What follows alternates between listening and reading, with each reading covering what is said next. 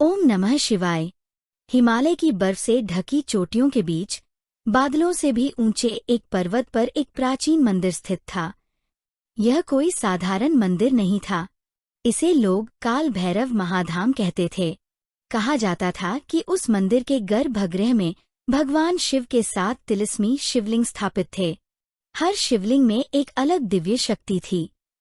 पहला सत्य, दूसरा साहस, तीसरा करुणा, चौथा त्याग, पांचवा ज्ञान, छठा काल पर विजय और सातवां उसका रहस्य आज तक कोई नहीं जान पाया था। किंवदंती थी कि जब 7 शिवलिंग एक साथ जागेंगे तब संसार का सबसे प्राचीन तिलिस्म खुल जाएगा।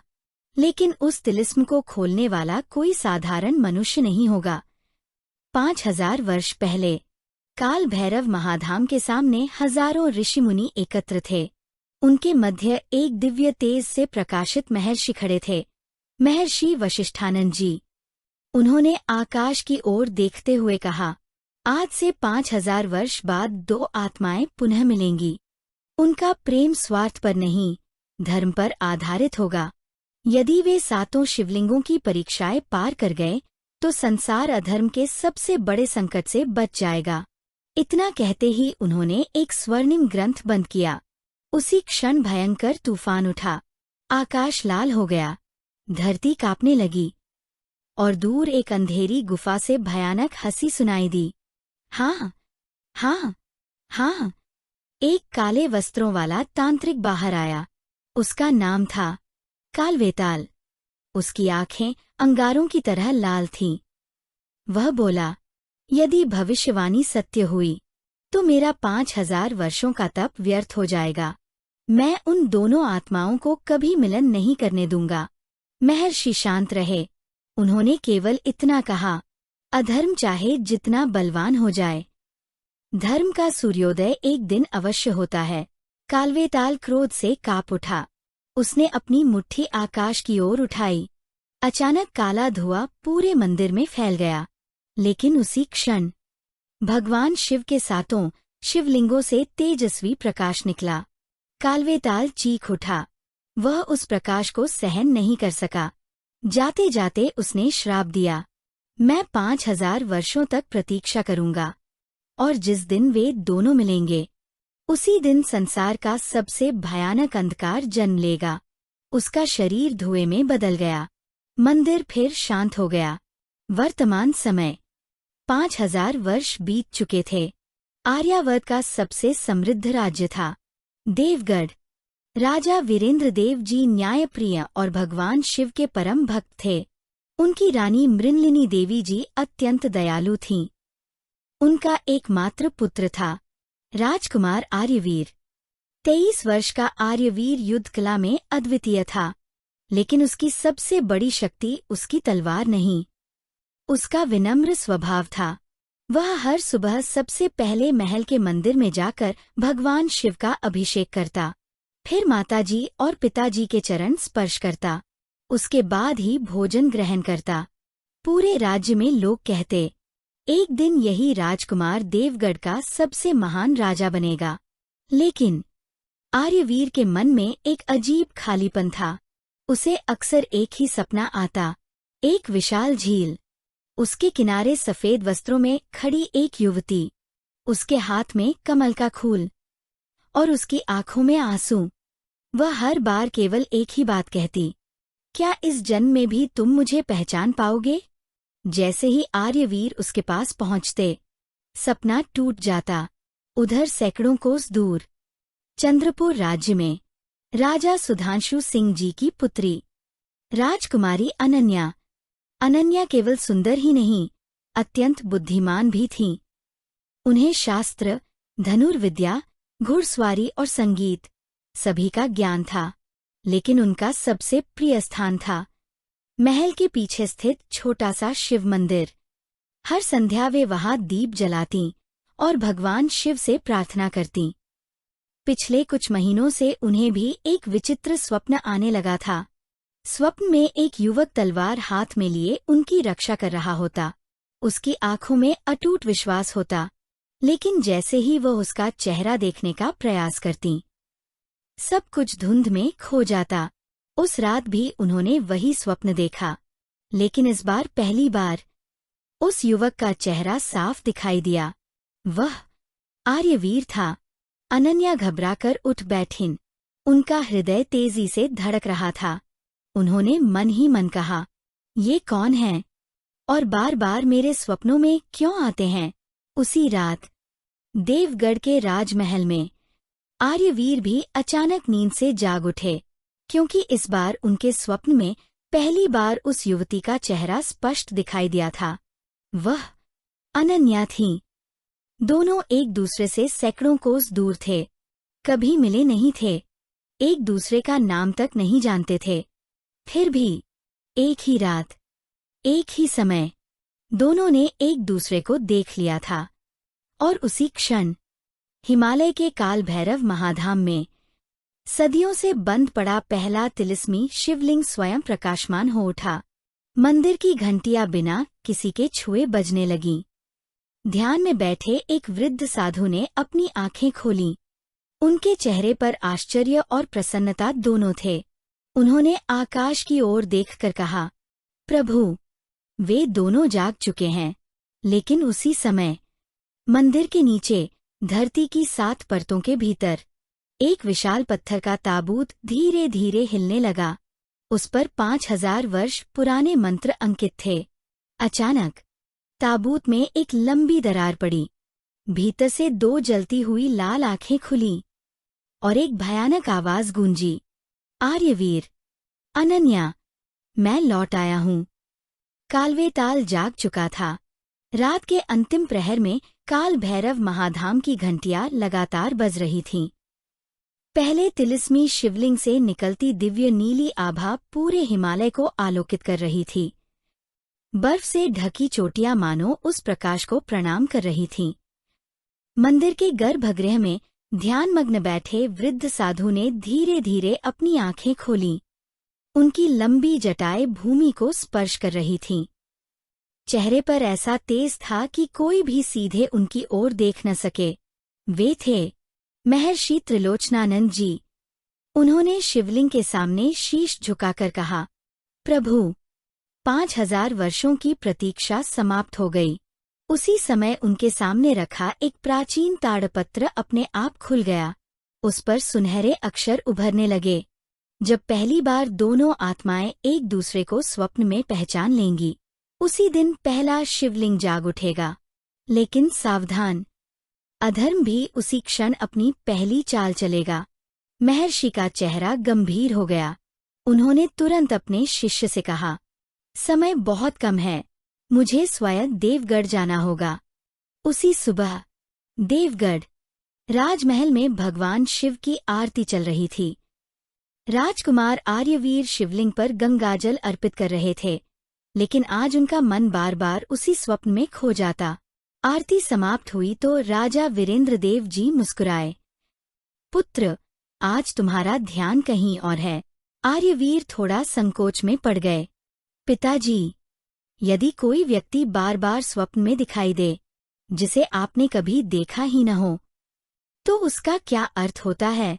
राजा कुछ सोच ही रहे थे कि तभी सभा के द्वार पर एक सैनिक दौड़ता हुआ आया।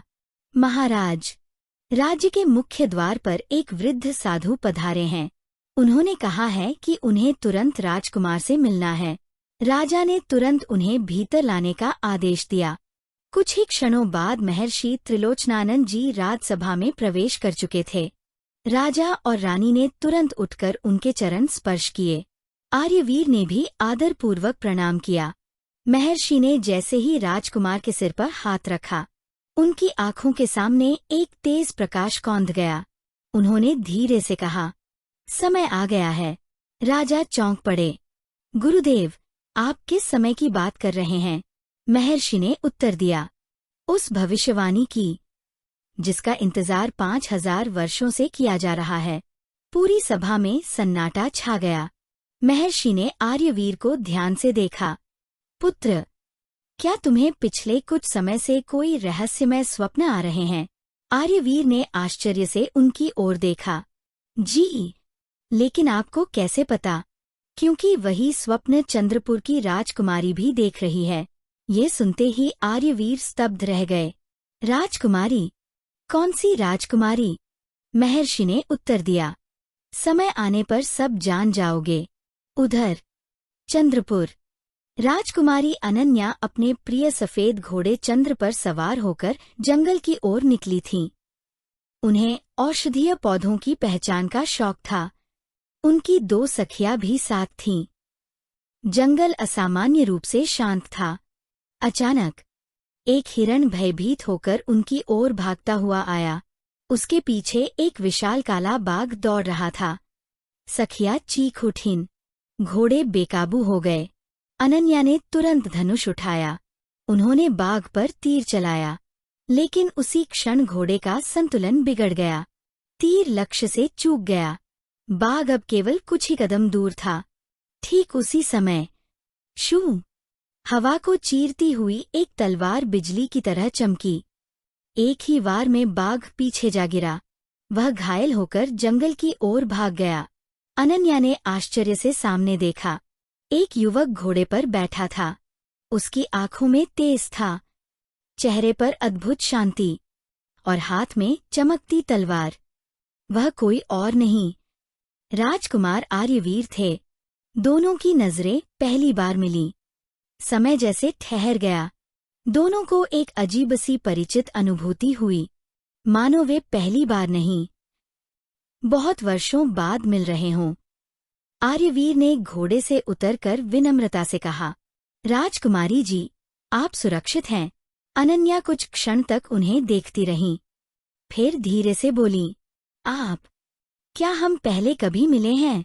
आर्यवीर मुस्कुरा दिए। यही प्रश्न मैं भी आपसे पूछना चाहता था। दोनों हल्के से मुस्कुरा दिए। उनकी मुस्कान में एक अनजाना अपनापन था। उसी क्षण आकाश में तेज गर्जना हुई।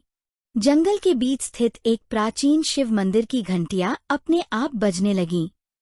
धरती हल्की सी कांपी। दोनों ने एक साथ उस मंदिर की ओर देखा। मंदिर के शिखर से नीली ज्योति निकल रही थी। अनन्या ने विस्मय से कहा, यह मंदिर तो वर्षों से बंद है। आर्यवीर बोले, फिर इसकी घंटियां कैसे बज रही हैं? दोनों धीरे धीरे मंदिर की ओर बढ़े। जैसे ही उन्होंने मंदिर की पहली सीढ़ी पर एक साथ कदम रखा, उनके गले में पहने रुद्राक्ष के दाने स्वयं चमकने लगे। मंदिर का विशाल पत्थर का द्वार अपने आप खुल गया। भीतर से चंदन और धूप की दिव्य सुगंध आने लगी। गर्भगृह में एक छोटा सा काला शिवलिंग स्थापित था, लेकिन उसके ऊपर हवा में एक चमकता हुआ कमल का फूल तैर रहा था। अनन्या ने आश्चर्य से कहा, यह कैसे संभव है?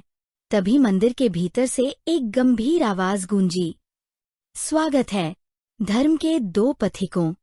दोनों ने तुरंत चारों ओर देखा। कोई दिखाई नहीं दिया। फिर वही आवाज आई, पहली परीक्षा आरंभ हो चुकी है। और अचानक मंदिर का द्वार जोर से बंद हो गया। बाहर खड़े घोड़े बेचैन होकर हिनहिनाने लगे। उसी समय मंदिर से बहुत दूर एक ऊंची पहाड़ी पर खड़ा कालवेताल ये सब देख रहा था। उसके होठों पर भयावह मुस्कान फैल गई। उसने अपनी मुट्ठी में एक काला क्रिस्टल कसते हुए कहा, आखिरकार वे मिल ही गए। अब प्रेम ही उनकी सबसे बड़ी शक्ति भी बनेगा, और सबसे बड़ी कमजोरी भी। उसने आंखें बंद की और एक भयानक मंत्र पढ़ना शुरू किया। जंगल के चारों ओर काला धुआं फैलने लगा, और मंदिर के गर्भगृह में शिवलिंग के पीछे की दीवार धीरे धीरे फटने लगी। उस दरार के भीतर एक गुप्त तिलिस्मी मार्ग दिखाई देने लगा। भाग 3, प्रेम की पहली परीक्षा और तिलिस्मी कमल सरोवर। उपन्यास शैली लगभग 1100 शब्द। पत्थर की दीवार धीरे धीरे 2 भागों में बंट गई। अंदर से नीले और सुनहरे प्रकाश की मिश्रित किरणें बाहर आने लगी। ऐसा प्रतीत हो रहा था मानो धरती के गर्भ में कोई दिव्य संसार छिपा हो। राजकुमार आर्यवीर और राजकुमारी अनन्या कुछ क्षण मौन खड़े रहे। अनन्या ने धीमे स्वर में पूछा, राजकुमार जी, क्या हमें अंदर जाना चाहिए? आर्यवीर ने शिवलिंग की ओर देखा, दोनों हाथ जोड़कर प्रणाम किया और बोले, यदि यह मार्ग भगवान शिव ने खोला है तो भय का कोई स्थान नहीं, लेकिन यदि आपको जरा भी संकोच हो तो मैं अकेला चला जाता हूँ। अनन्या हल्के से मुस्कुराई। जब संकट सामने हो तब साथी को अकेला छोड़ना राजकुमारी का धर्म नहीं होता। आर्यवीर ने पहली बार उनकी आंखों में सीधे देखा। उन आंखों में भय कम और साहस अधिक था। उन्होंने मन ही मन सोचा, ये केवल एक राजकुमारी नहीं, एक सच्ची क्षत्रानी है। दोनों साथ साथ उस रहस्यमयी मार्ग में प्रवेश कर गए। धरती के नीचे छिपा संसार। करीब 200 सीढ़ियां उतरने के बाद उनके सामने जो दृश्य था उसे देखकर दोनों स्तब्ध रह गए। धरती के भीतर एक विशाल सरोवर था। उसका जल नीले कांच की तरह चमक रहा था। सरोवर के बीचों बीच एक विशाल सुनहरा कमल खिला हुआ था। उस कमल की पंखुड़ियां प्रकाश बिखेर रही थीं। आसमान नहीं था, फिर भी ऊपर असंख्य तारे चमक रहे थे। सरोवर के चारों ओर सफेद संगमरमर के 7 स्तंभ खड़े थे। हर स्तंभ पर भगवान शिव के अलग अलग रूप उकेरे गए थे। तभी एक मधुर स्त्री स्वर गूंजा, तिलिस्मी कमल सरोवर में आपका स्वागत है। प्रकाश की किरणें एक स्थान पर एकत्र होने लगीं। कुछ ही क्षणों में वहां एक दिव्य युवती प्रकट हुई। उसके वस्त्र चांदनी जैसे सफेद थे। हाथ में वीणा थी, माथे पर चंद्राकार तिलक। वह मुस्कुराकर बोली, मैं इस सरोवर की रक्षिका हूँ।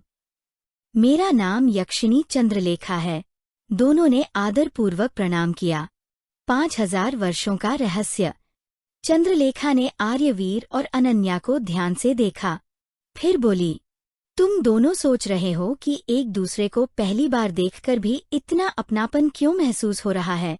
दोनों ने आश्चर्य से एक दूसरे की ओर देखा। चंद्रलेखा मुस्कुराई, क्योंकि ये पहली मुलाकात नहीं है। 5000 वर्ष पहले भी तुम दोनों मिले थे। अनन्या की सांस जैसे रुक गई। क्या? लेकिन वह कैसे संभव है? चंद्रलेखा ने सरोवर के जल को स्पर्श किया। जल दर्पण की तरह चमकने लगा। उसमें एक दृश्य दिखाई देने लगा। एक प्राचीन राज्य, एक युवा राजकुमार, एक राजकुमारी। दोनों शिव मंदिर में भगवान के सामने खड़े होकर प्रतिज्ञा कर रहे थे, जब तक धर्म जीवित रहेगा, हमारा विश्वास भी जीवित रहेगा। यदि जन्म बदल जाए, तब भी हम धर्म के मार्ग पर एक दूसरे का साथ देंगे। दृश्य अचानक समाप्त हो गया। अनन्या की आंखें नम हो गईं। आर्यवीर भी गहरी सोच में डूब गए। उन दोनों के मन में अनगिनत प्रश्न उठ रहे थे। चंद्रलेखा गंभीर हो गई। भावनाएं सुंदर होती हैं, लेकिन तिलिस्म केवल भावनाओं से नहीं खुलता। अब तुम्हारी पहली संयुक्त परीक्षा होगी। इतना कहते ही सरोवर का शांत जल उफनने लगा। बीच का विशाल कमल धीरे धीरे बंद होने लगा और उसके भीतर से एक चमकता हुआ नीलम रत्न दिखाई दिया। चंद्रलेखा बोली, जो भी इस रत्न को प्राप्त करेगा वह पहले शिवलिंग की शक्ति का अधिकारी होगा। लेकिन एक नियम है, इस पुल पर एक समय में केवल एक व्यक्ति जा सकता है। सरोवर के ऊपर एक पतला क्रिस्टल का पुल बन गया। यदि तुम दोनों में से किसी ने भी स्वार्थ चुना तो पुल टूट जाएगा और परीक्षा सदा के लिए समाप्त हो जाएगी। आर्यवीर ने बिना एक पल गवाए कहा, राजकुमारी जी, आप जाइए। अनन्या ने तुरंत सिर हिलाया, नहीं, यह आपका अधिकार है। आप भविष्य के राजा हैं। आर्यवीर मुस्कुराए, राजा वही होता है जो दूसरों को आगे बढ़ाए। अनन्या बोली, और सच्ची रानी वही होती है जो अपने साथी का सम्मान करे। दोनों एक दूसरे को आगे भेजने लगे। कई क्षण बीत गए, लेकिन कोई भी स्वयं आगे नहीं बढ़ा। तभी पूरा सरोवर तेज प्रकाश से भर गया। चंद्रलेखा प्रसन्न होकर हंसी। बस यही उत्तर था। दोनों आश्चर्यचकित रह गए। उत्तर? चंद्रलेखा बोली, जिस प्रेम में अधिकार नहीं बल्कि त्याग हो, वही शिव की दृष्टि में पवित्र है। यदि तुममें से कोई भी स्वयं पहले चला जाता तो परीक्षा में असफल हो जाता। अचानक पुल चौड़ा हो गया। अब उस पर दोनों साथ साथ चल सकते थे। एक अनजाना स्पर्श, दोनों धीरे धीरे पुल पर आगे बढ़ने लगे। बीच रास्ते में अनन्या का पैर फिसल गया। वे संतुलन खो बैठीं। आर्यवीर ने तुरंत उनका हाथ पकड़ लिया। कुछ क्षण के लिए समय जैसे रुक गया। दोनों की आंखें मिली। अनन्या का चेहरा हल्का सा लाल हो गया। उन्होंने धीरे से कहा, धन्यवाद। आर्यवीर ने मुस्कुराकर उत्तर दिया, अब से धन्यवाद की आवश्यकता नहीं। जब तक मैं साथ हूं, आपको गिरने नहीं दूंगा। अनन्या ने कुछ नहीं कहा, लेकिन उनके चेहरे की मुस्कान बता रही थी कि यह वचन उनके हृदय तक पहुंच चुका था। अधर्म की पहली चाल। उसी समय कालवेताल अपने काले महल में एक विशाल दर्पण के सामने खड़ा ये सब देख रहा था। उसकी आंखों में क्रोध भर गया। नहीं, उनका विश्वास इतना मजबूत नहीं होना चाहिए। उसने अपनी हथेली काटी। रक्त की बूंदें काले दर्पण पर गिरीं। क्षण भर में दर्पण से धुएं का एक भयानक जीव बाहर निकला। उसके पूरे शरीर पर कांटे थे। 4 लाल आंखें थीं और लंबे नुकीले पंजे। कालवेताल बोला, जा, उनके प्रेम में संदेह का विष भर दे। याद रख, जिस प्रेम में विश्वास टूट जाए, उसे कोई दिव्य शक्ति नहीं बचा सकती। वह राक्षसी प्राणी काले धुएं में बदलकर सरोवर की ओर उड़ गया। उधर आर्यवीर और अनन्या कमल के बिल्कुल पास पहुंच चुके थे। जैसे ही दोनों ने मिलकर नीलम रत्न को स्पर्श किया, सरोवर का जल अचानक भयंकर वेग से घूमने लगा। 7 स्तंभ एक साथ चमक उठे। आकाश में बिजली कड़की और सरोवर की गहराई से एक विशाल काला हाथ बाहर निकला। वह किसी मनुष्य का हाथ नहीं था। उसकी उंगलियों में लोहे जैसे नाखून थे। उसने सीधे अनन्या की ओर बढ़कर उन्हें पकड़ने का प्रयास किया। आर्यवीर ने तुरंत तलवार खींच ली, लेकिन इससे पहले कि वे वार कर पाते, पूरा सरोवर अंधकार में डूब गया। केवल एक भयावह आवाज गूंजी, प्रेम की पहली परीक्षा समाप्त हुई। अब शुरू होगी विश्वास की परीक्षा। पूरा तिलिस्मी कमल सरोवर घने अंधकार में डूब गया। कुछ क्षण पहले जहां दिव्य प्रकाश था, वहां अब केवल काली धुंध लहरा रही थी। हवा अचानक बर्फ जैसी ठंडी हो गई। सरोवर का शांत जल उफनने लगा और लहरें पत्थरों से टकराकर भयानक आवाज करने लगीं। अनन्या का हाथ अभी भी आर्यवीर के हाथ में था। आर्यवीर ने तलवार कसकर पकड़ ली। राजकुमारी जी, डरिए मत, अनन्या ने दृढ़ स्वर में उत्तर दिया। जब तक भगवान शिव और आप दोनों साथ हैं, मुझे किसी बात का भय नहीं। उनके शब्द सुनकर आर्यवीर के चेहरे पर हल्की मुस्कान आ गई। लेकिन उसी क्षण धड़ाम, सरोवर के बीचों बीच पानी का विशाल स्तंभ उठा। उस काले हाथ के साथ अब पूरा शरीर बाहर आने लगा। वह कोई दैत्य नहीं था, बल्कि एक विशाल छाया राक्षस था। उसका शरीर धुएं से बना था, आंखें रक्त की तरह लाल, और उसके सीने पर काले रंग का एक त्रिशूल बना हुआ था। वह गर्जा, मैं हूँ। संशय, जहां मैं पहुंच जाता हूँ, वहां प्रेम टूट जाता है, विश्वास मर जाता है और रिश्ते राख बन जाते हैं। संशय ने अपनी लंबी भुजा घुमाई। काला धुआं बिजली की गति से आर्यवीर और अनन्या की ओर बढ़ा। आर्यवीर ने तलवार से वार किया, लेकिन तलवार धुएं को चीरती हुई निकल गई। राक्षस हंस पड़ा, मुझ पर शस्त्र नहीं चलते, मैं मन में जन्म लेता हूँ। उसने अपनी उंगली अनन्या की ओर उठाई। क्षण भर में उनके सामने एक दृश्य प्रकट हुआ। उन्होंने देखा, आर्यवीर कालवेताल से हाथ मिला रहे हैं। कालवेताल उन्हें एक दिव्य मुकुट दे रहा है और आर्यवीर मुस्कुराकर कह रहे हैं, यदि मुझे संसार का सबसे बड़ा राजा बनना पड़े, तो मैं किसी का भी साथ छोड़ सकता हूँ। अनन्या स्तब्ध रह गईं। उनका हृदय जैसे बैठ गया। नहीं, यह असंभव है। लेकिन दृश्य इतना वास्तविक था कि उनके मन में पहली बार एक हल्का सा प्रश्न उठा, कहीं ये सच तो नहीं। उसी समय आर्यवीर के सामने भी दूसरा दृश्य प्रकट हुआ। उन्होंने देखा, अनन्या कालवेताल के सामने खड़ी हैं। वह कह रही हैं, मुझे शक्ति चाहिए, चाहे उसके लिए मुझे आर्यवीर को धोखा ही क्यों न देना पड़े। आर्यवीर का चेहरा गंभीर हो गया। कुछ क्षण के लिए उनका मन भी विचलित हुआ। संशय जोर जोर से हंसने लगा। बस इतना सा संदेह ही काफी है। अब तुम दोनों एक दूसरे पर कभी विश्वास नहीं कर पाओगे। विश्वास की आवाज। कुछ क्षण तक दोनों मौन रहे। फिर अनन्या ने धीरे धीरे अपनी आंखें बंद कर लीं। उन्हें अपनी माताजी की एक बात याद आई। जिस व्यक्ति का चरित्र तुमने अपने कर्मों से पहचाना हो, उस पर एक भ्रम देखकर कभी संदेह मत करना। उन्होंने आंखें खोलीं, सीधे आर्यवीर की ओर देखा, फिर मुस्कुराईं। मैं इस दृश्य पर विश्वास नहीं करती। राक्षस चौंक गया। क्या? अनन्या दृढ़ स्वर में बोली। जिस व्यक्ति ने अपनी जान जोखिम में डालकर मेरी रक्षा की, जो हर बात में पहले दूसरों का सम्मान करता है, वह विश्वासघात नहीं कर सकता।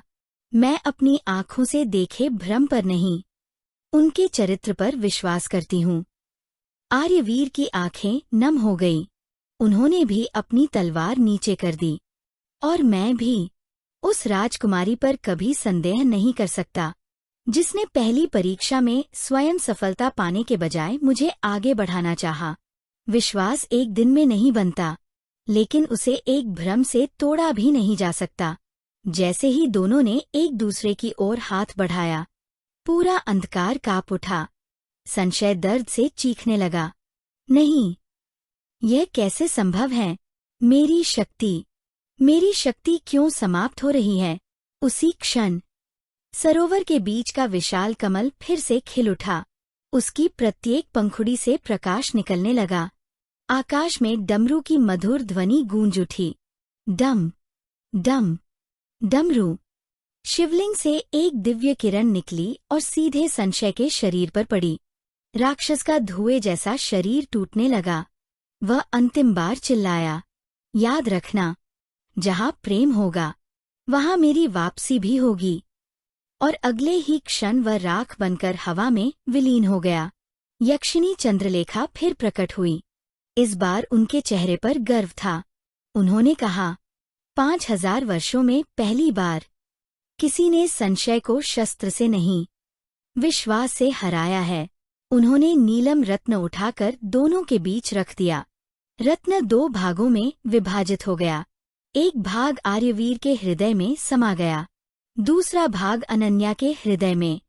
चंद्रलेखा बोली, अब तुम दोनों के हृदय एक अदृश्य दिव्य सूत्र से जुड़ चुके हैं। यदि तुममें से किसी एक पर भी बड़ा संकट आएगा, तो दूसरा उसे महसूस कर सकेगा। मंदिर से बाहर निकलते समय अचानक अनन्या का पैर एक पत्थर से टकरा गया। वे हल्का सा लड़खड़ा गईं। आर्यवीर ने फिर उनका हाथ थाम लिया। इस बार अनन्या मुस्कुराकर बोली, लगता है मुझे बार बार बचाना आपकी आदत बन जाएगी।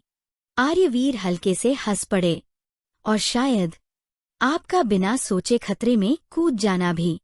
दोनों पहली बार खुलकर हंसे। जंगल की ठंडी हवा में वह हंसी किसी मधुर संगीत जैसी लग रही थी। उसी समय एक हल्की बारिश शुरू हो गई। बारिश की बूंदें दोनों के चेहरों पर गिर रही थीं। कुछ क्षण तक दोनों बिना कुछ कहे चलते रहे। उनके बीच अब शब्दों से अधिक विश्वास बोल रहा था। लेकिन दूर एक ऊंची चट्टान पर खड़ा कालवेताल ये सब देख रहा था। उसके चेहरे पर अब मुस्कान नहीं थी, केवल क्रोध था। उसने अपने सामने रखे प्राचीन ग्रंथ का एक पन्ना फाड़ दिया। उस पन्ने से काली अग्नि निकलने लगी। वह बोला, यदि संशय उन्हें अलग नहीं कर सका, तो अब उनके अपने ही लोग उन्हें अलग करेंगे। उसने दोनों हथेलियां आकाश की ओर उठाईं। अचानक देवगढ़ और चंद्रपुर दोनों राज्यों के ऊपर एक साथ काले बादल छा गए। राजमहलों के चारों ओर बैठे कौए एक साथ काव-काव करने लगे। और उसी समय दोनों राज्यों के मंत्रियों को एक जैसी रहस्यमयी चिट्ठी मिली। उस चिट्ठी में केवल एक पंक्ति लिखी थी, देवगढ़ का राजकुमार और चंद्रपुर की राजकुमारी मिलकर दोनों राज्यों के सिंहासन पर अधिकार करना चाहते हैं। नीचे किसी का नाम नहीं था। लेकिन यही झूठ दो महान राज्यों के बीच युद्ध की चिंगारी बन सकता था। उधर आर्यवीर और अनन्या को अभी इस षड्यंत्र की कोई खबर नहीं थी। वे तो यह भी नहीं जानते थे कि उनकी अगली परीक्षा तिलिस्म में नहीं, मनुष्यों की दुनिया में होने वाली थी। और कई बार मनुष्य का छल राक्षसों के छल से भी अधिक खतरनाक होता है। बारिश थम चुकी थी। जंगल की पत्तियों पर मोती जैसी चमकती पानी की बूंदें सूरज की किरणों में झिलमिला रही थीं। पक्षियों का मधुर कलरव वातावरण को शांत बना रहा था। आर्यवीर और अनन्या जंगल के रास्ते से बाहर निकल रहे थे। कुछ दूर तक दोनों मौन रहे।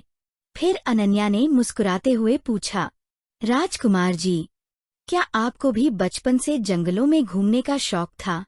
आर्यवीर हंस पड़े। सच कहूँ तो मुझे महल से ज्यादा जंगल पसंद है।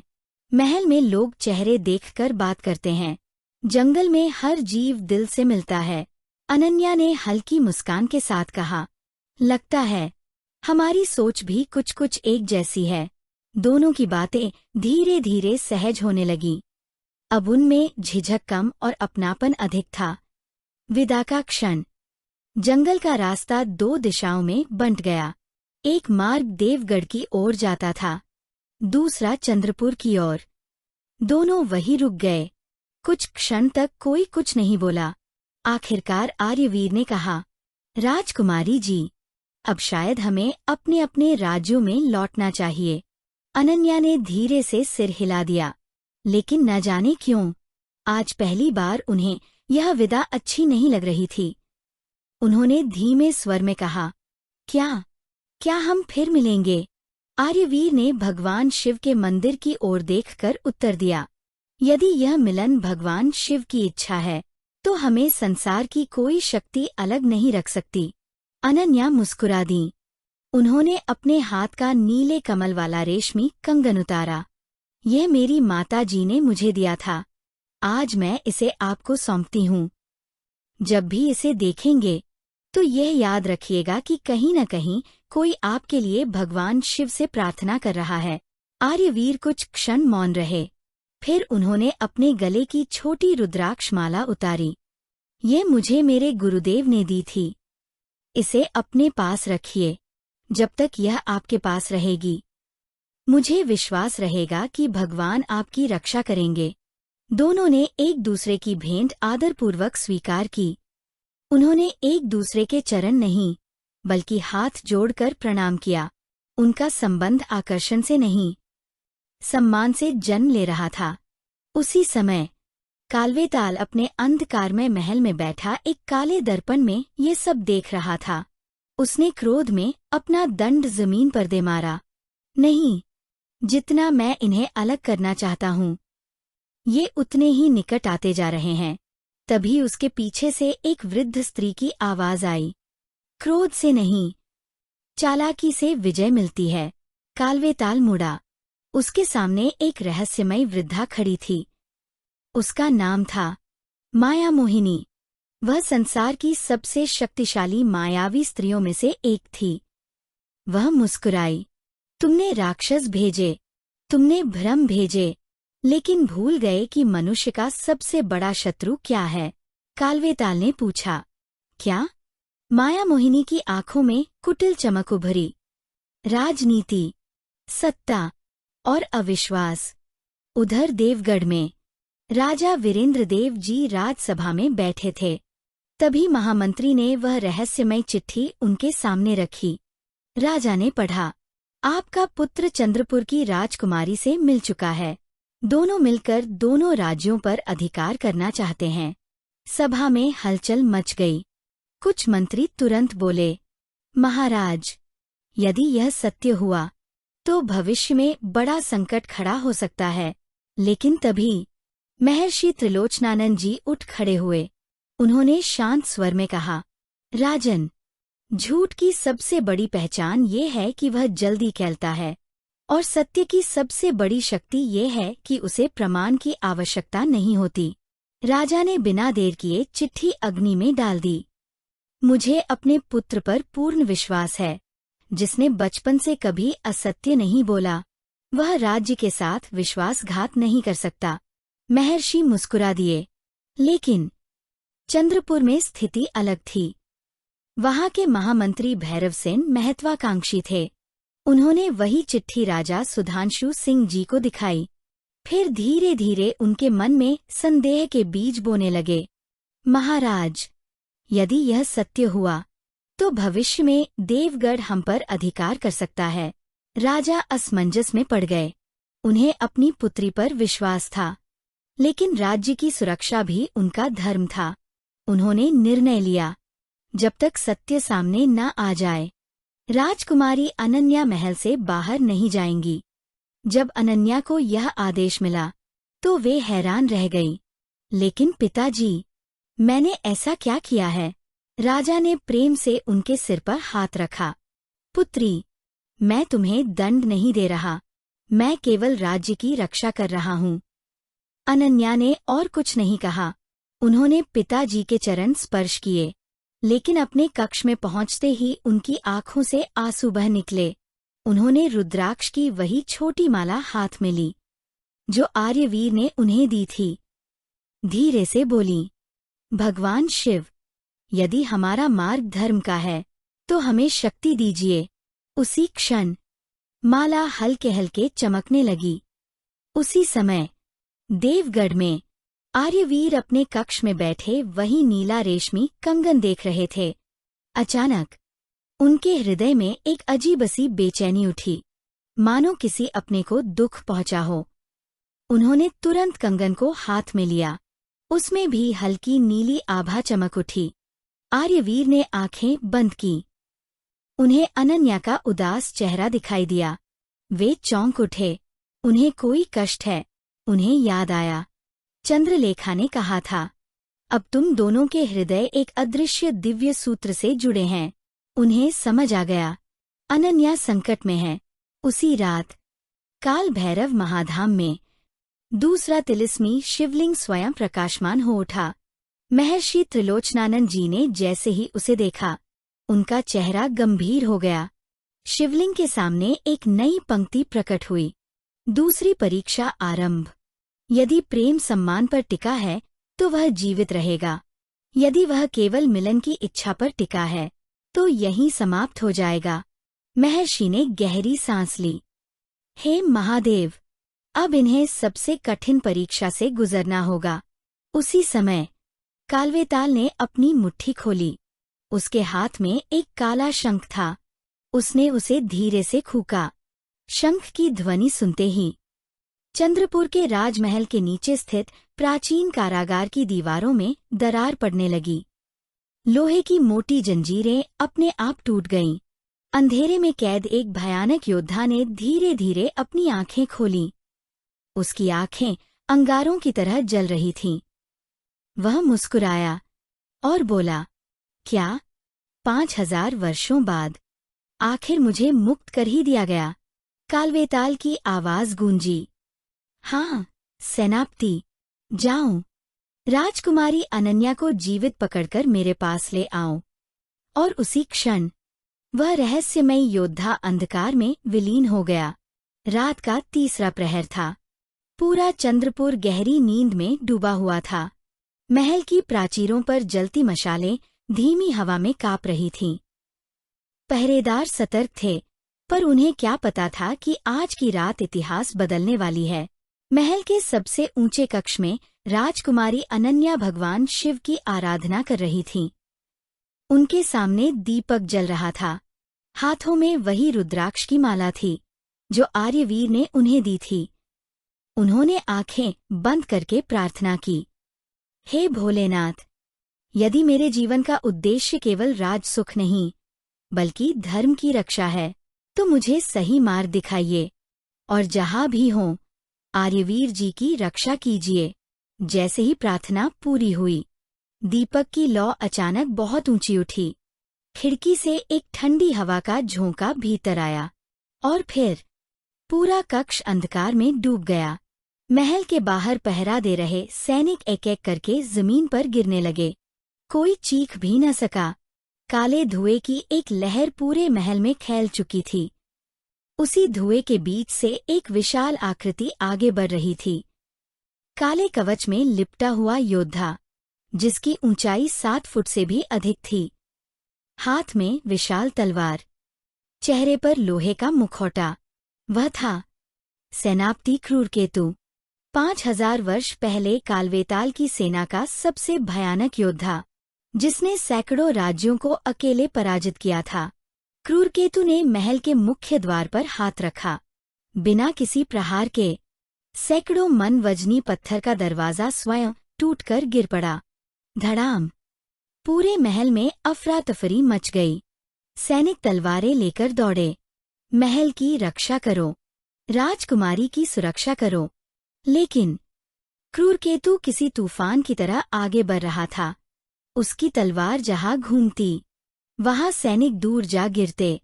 वह किसी को मार नहीं रहा था, सिर्फ रास्ते से हटा रहा था, क्योंकि उसका आदेश स्पष्ट था, राजकुमारी को जीवित पकड़ना।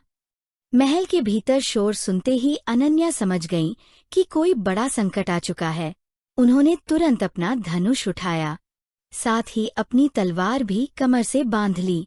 उनकी सखी मालविका घबराकर बोली, राजकुमारी जी, कृपया यहाँ से चलिए।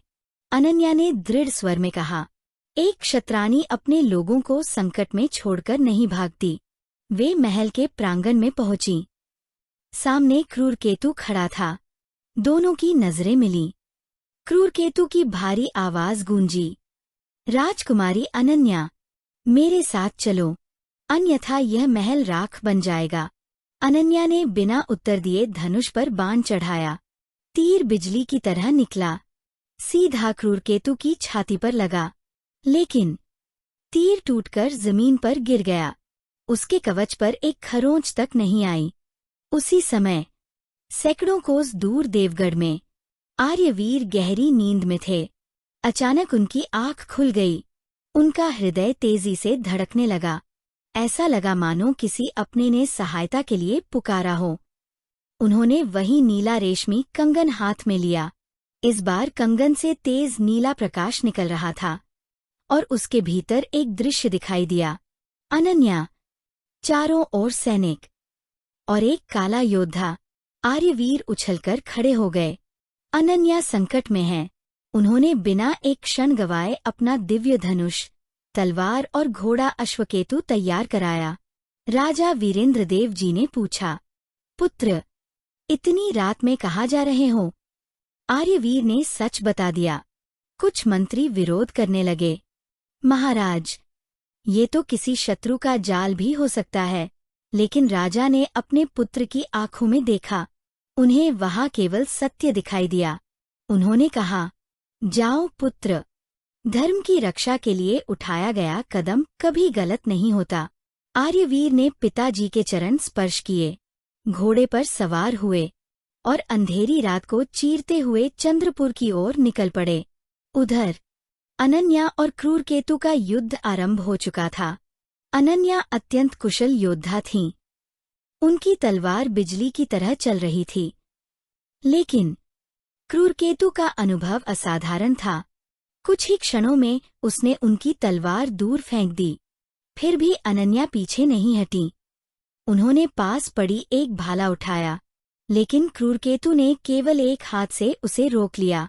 उसने कहा, तुम साहसी हो, इसीलिए तुम्हें जीवित ले जाने का आदेश है। उसने अपनी कमर से एक काली जंजीर निकाली। जंजीर अपने आप जीवित सांप की तरह अनन्या के चारों ओर लिपट गई। अनन्या ने पूरी शक्ति लगा दी, लेकिन वह मुक्त न हो सकी। जैसे ही क्रूरकेतु उन्हें लेकर महल से बाहर निकला, अचानक रास्ते के बीचों बीच एक वृद्ध साधु दिखाई दिए।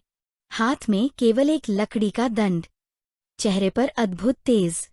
उन्होंने शांत स्वर में कहा, क्रूरकेतु, जिसे अधर्म बांधता है, उसे धर्म अवश्य मुक्त करता है। क्रूरकेतु हंस पड़ा, बूढ़े, हट जा, वरना सबसे पहले तुझे ही मृत्यु मिलेगी। साधु मुस्कुराए। उन्होंने केवल इतना कहा, ओम काल भैरवाय नमः। क्षण भर में उनके दंड से तेजस्वी प्रकाश निकला। क्रूरकेतु पहली बार पीछे हट गया। उसकी काली जंजीर ढीली पड़ने लगी। अनन्या को अवसर मिल गया। उन्होंने स्वयं को छुड़ा लिया, लेकिन तभी क्रूरकेतु ने पूरी शक्ति से तलवार घुमाई। साधु ने वार रोक लिया, पर उनका दंड 2 टुकड़ों में टूट गया। उसी क्षण दूर से घोड़े की टापें सुनाई दी। ठक ठक ठक ठक। अगले ही पल एक चमकता हुआ बाण हवा को चीरता हुआ आया, सीधा क्रूरकेतु की तलवार से टकराया। टन्न! इतनी भयंकर टक्कर हुई कि उसकी तलवार पहली बार उसके हाथ से छूट गई। क्रूरकेतु ने आश्चर्य से सामने देखा। घोड़े पर सवार, हाथ में धनुष, आंखों में अग्नि, राजकुमार आर्यवीर। अनन्या की आंखों में राहत के आंसू आ गए। आर्यवीर घोड़े से उतरकर उनके सामने खड़े हो गए। उन्होंने बिना पीछे देखे कहा, राजकुमारी जी, अब आप अकेली नहीं हैं। अनन्या ने धीरे से उत्तर दिया, मुझे पता था आप आएंगे।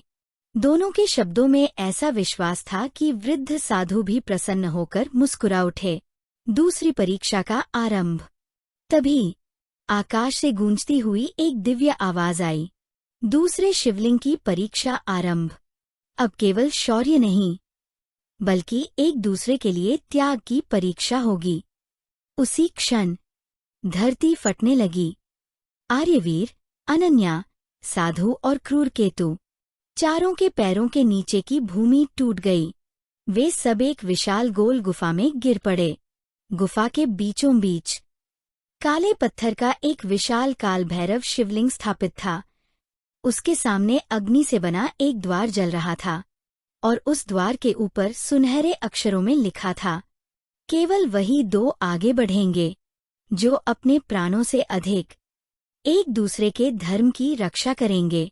उसी क्षण गुफा का द्वार अपने आप बंद हो गया।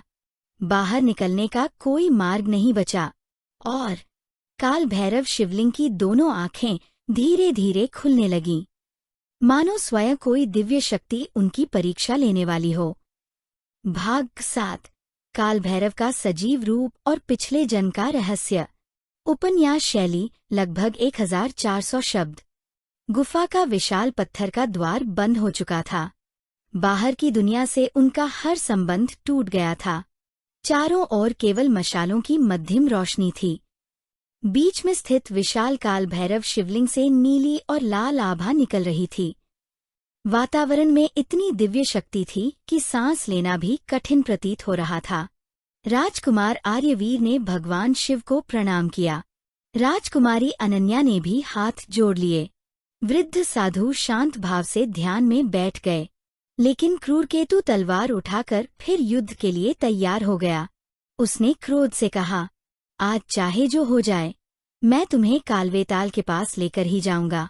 इतना कहकर वह बिजली की गति से आर्यवीर पर टूट पड़ा। दोनों तलवारें टकराईं। टन्न! चिंगारियां चारों ओर बिखर गईं। क्रूरकेतु का हर वार पर्वत जैसा भारी था, लेकिन आर्यवीर भी पीछे हटने वालों में से नहीं थे। उन्होंने लगातार 3 प्रहार किए। क्रूरकेतु पहली बार 2 कदम पीछे हट गया। अनन्या ने अवसर देखकर अपना धनुष उठाया। उन्होंने एक साथ 3 बाण छोड़े। तीनों बाण क्रूरकेतु के पैरों के पास लगे। वह क्षणभर के लिए असंतुलित हो गया। आर्यवीर आगे बढ़े, लेकिन तभी पूरा मंदिर अचानक कांप उठा। शिवलिंग से निकलती रोशनी अत्यंत तेज हो गई। डमरू की ध्वनि गूंज उठी। डम डम डम। फिर एक गंभीर स्वर पूरे मंदिर में फैल गया, रुको। जैसे ही यह आवाज आई, सभी के शरीर वहीं स्थिर हो गए। कोई एक कदम भी आगे नहीं बढ़ा सका। शिवलिंग के ऊपर धुएं का एक विशाल स्तंभ उठा। कुछ ही क्षणों में उसमें से एक दिव्य पुरुष का स्वरूप प्रकट हुआ। उनका शरीर अग्नि के समान तेजस्वी था। गले में नरमुंडों की माला, हाथ में त्रिशूल, साथ में एक विशाल कालाश्वान। वे थे भगवान काल भैरव के दिव्यगण भैरवनाथ। उनकी उपस्थिति से पूरी गुफा प्रकाशमय हो गई। सभी ने तुरंत मस्तक झुका दिया, यहाँ तक कि क्रूरकेतु भी कांपने लगा। भैरवनाथ बोले, दूसरा शिवलिंग केवल वीरता नहीं देखता, वह हृदय की पवित्रता देखता है। उन्होंने अपने त्रिशूल से भूमि पर प्रहार किया। क्षण भर में गुफा 2 भागों में विभाजित हो गई। बीच में अग्नि की विशाल नदी बहने लगी। उसके ऊपर केवल एक संकरा पत्थर का मार्ग था। भैरवनाथ बोले, इस मार्ग पर एक समय में केवल एक व्यक्ति चल सकता है। दूसरे छोर पर अमृत है और इसी ओर विष। तुम दोनों में से केवल एक ही अमृत तक पहुंच सकता है। यदि कोई अपने लिए अमृत चुनता है तो दूसरा सदा के लिए पत्थर बन जाएगा। गुफा में सन्नाटा छा गया। भैरवनाथ ने आर्यवीर की ओर देखा। बताओ, कौन जाएगा? आर्यवीर ने बिना एक पल सोचे उत्तर दिया, राजकुमारी अनन्या जाएंगी। अनन्या तुरंत बोली, नहीं, राज्य को भविष्य में आपके जैसे राजा की आवश्यकता है। आप जाइए। दोनों फिर एक दूसरे को आगे भेजने लगे। भैरवनाथ मुस्कुरा रहे थे। कुछ क्षण बाद उन्होंने कहा, यदि मैं कहूँ कि जो पीछे रह जाएगा उसकी मृत्यु निश्चित है। आर्यवीर ने शांत स्वर में उत्तर दिया, यदि मेरी मृत्यु से राजकुमारी और धर्म दोनों सुरक्षित रहते हैं तो मुझे स्वीकार है। अनन्या की आंखों से आंसू बह निकले। उन्होंने दृढ़ स्वर में कहा, और यदि मेरे जीवन से आर्यवीर जी की रक्षा होती है तो मैं भी मृत्यु स्वीकार करती हूँ। अचानक अग्नि की नदी गायब हो गई। पत्थर का मार्ग भी विलीन हो गया। भैरवनाथ हंस पड़े। यही उत्तर था, जिस प्रेम में मैं नहीं, केवल तुम हो, उसी पर भगवान शिव की कृपा होती है। उनके त्रिशूल से 2 सुनहरी किरणें निकलीं। एक आर्यवीर के हृदय में समा गई, दूसरी अनन्या के। दोनों के माथे पर हल्का सा त्रिपुंड उभर आया। 5000 वर्ष पहले। भैरवनाथ ने अपना हाथ आकाश की ओर उठाया। पूरी गुफा धुंध से भर गई। धीरे धीरे एक प्राचीन दृश्य उभरने लगा। एक भव्य राज्य, एक युवा राजकुमार और एक राजकुमारी। लेकिन वे कोई और नहीं थे। वे स्वयं आर्यवीर और अनन्या थे। अपने पिछले जन्म में उनके नाम थे राजकुमार रुद्र प्रताप, राजकुमारी देवयानी। दोनों का विवाह होने वाला था। पूरा राज्य उत्सव मना रहा था। लेकिन उसी रात कालवेताल ने आक्रमण कर दिया। उसने 7 तिलिस्मी शिवलिंगों पर अधिकार करने का प्रयास किया। रुद्र प्रताप और देवयानी ने मिलकर उसका सामना किया। जब कालवेताल हारने लगा तो उसने छल किया। उसने देवयानी को बंधक बना लिया। फिर रुद्र प्रताप से कहा, शिवलिंग मुझे सौंप दो या राजकुमारी मर जाएगी। रुद्र प्रताप ने उत्तर दिया, धर्म बिक नहीं सकता। लेकिन देवयानी मुस्कुराईं। उन्होंने स्वयं भगवान शिव के चरणों में जाकर प्रार्थना की, प्रभु, यदि मेरे प्राणों से धर्म की रक्षा होती है तो मेरा ये जीवन स्वीकार कीजिए। इतना कहकर उन्होंने स्वयं को दिव्य अग्नि में समर्पित कर दिया। रुद्र प्रताप का हृदय टूट गया। उन्होंने कालवेताल को घायल तो कर दिया, लेकिन स्वयं भी गंभीर रूप से घायल हो गए। मरते समय दोनों ने भगवान शिव से एक ही प्रार्थना की, यदि हमारा प्रेम सच्चा है तो हमें फिर एक जन्म दीजिए ताकि अधूरी प्रतिज्ञा पूरी कर सकें। दृश्य समाप्त हो गया। अनन्या की आंखों से आंसू बह रहे थे। आर्यवीर भी भावुक हो उठे। अब उन्हें समझ आ चुका था, वे केवल इस जन्म के साथी नहीं थे, वे 5000 वर्ष पुरानी अधूरी प्रतिज्ञा को पूरा करने आए थे। भैरवनाथ बोले, याद रखो, तुम्हारा प्रेम केवल तुम्हारा नहीं, धर्म की रक्षा का माध्यम है। उसी समय कालवेताल अपने महल में क्रोध से कांप उठा। उसने दहाड़ते हुए कहा, तो उन्हें सब कुछ याद आ ही गया। उसने अपने सामने रखे काले कलश का ढक्कन खोला। उसमें से काला धुआं निकला। धीरे धीरे वह धुआं एक अत्यंत सुंदर युवती का रूप लेने लगा। उसकी सुंदरता अप्सराओं को भी मात देती थी, लेकिन उसकी आंखों में विष था। कालवेताल बोला, मोहिनी, अब समय आ गया है। आर्यवीर के हृदय में प्रेम नहीं, मोह पैदा करो। युवती मुस्कुराई, जैसी आज्ञा स्वामी। वह काली तितलियों के झुंड में बदल गई और उसी दिशा में उड़ चली जहां आर्यवीर और अनन्या दूसरी परीक्षा पूरी कर चुके थे। लेकिन उन्हें यह पता नहीं था कि अब उनके सामने तलवारों से भी अधिक खतरनाक युद्ध आने वाला था। हृदय का युद्ध। गुफा के भीतर अभी भी भगवान काल भैरव के दिव्य गण भैरवनाथ का तेज फैला हुआ था। राजकुमार आर्यवीर और राजकुमारी अनन्या अपने पिछले जन्म का रहस्य जान चुके थे। दोनों के मन में अब एक दूसरे के प्रति सम्मान और भी गहरा हो चुका था। भैरवनाथ ने दोनों को आशीर्वाद देते हुए कहा, याद रखो, प्रेम तभी पवित्र है जब वह धर्म से बड़ा न हो। यदि कभी तुम्हें प्रेम और धर्म में से एक चुनना पड़े तो धर्म चुनना, क्योंकि सच्चा प्रेम धर्म के साथ ही जीवित रहता है। दोनों ने एक साथ हाथ जोड़कर कहा, जैसी आपकी आज्ञा। इतना कहते ही भैरवनाथ का दिव्य स्वरूप प्रकाश में विलीन हो गया। उसी क्षण दूसरे तिलिस्मी शिवलिंग से एक चमकती हुई रजत रंग की त्रिशूल मुद्रा निकलकर आर्यवीर और अनन्या के दाएं हाथ पर अंकित हो गई। महर्षि त्रिलोचनानंद जी, जो दूर ध्यान में यह सब देख रहे थे, मुस्कुराए। उन्होंने धीरे से कहा, 2 परीक्षाएं पूरी हुईं, अभी 5 शेष हैं। उधर गुफा से बाहर निकलते ही वातावरण बदल चुका था। कुछ देर पहले तक जो जंगल शांत था, अब वहां रंग बिरंगे फूल अचानक खिल उठे थे। मंद मंद सुगंध चारों ओर फैल रही थी। पक्षियों का मधुर संगीत सुनाई दे रहा था। अनन्या ने आश्चर्य से कहा, अभी कुछ समय पहले यहाँ इतना अंधकार था और अब देखिए सब कितना सुंदर लग रहा है। आर्यवीर भी चकित थे। तभी दूर एक झरने के पास किसी के गाने की मधुर आवाज सुनाई दी। स्वर इतना मनमोहक था कि कुछ क्षण के लिए दोनों वहीं रुक गए। झरने के पास एक अत्यंत सुंदर युवती खड़ी थी।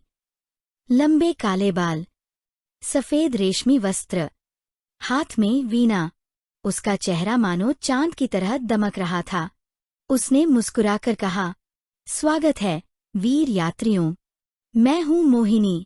मोहिनी की मुस्कान बहुत मधुर थी, लेकिन अनन्या के मन में न जाने क्यों हल्की सी बेचैनी हुई।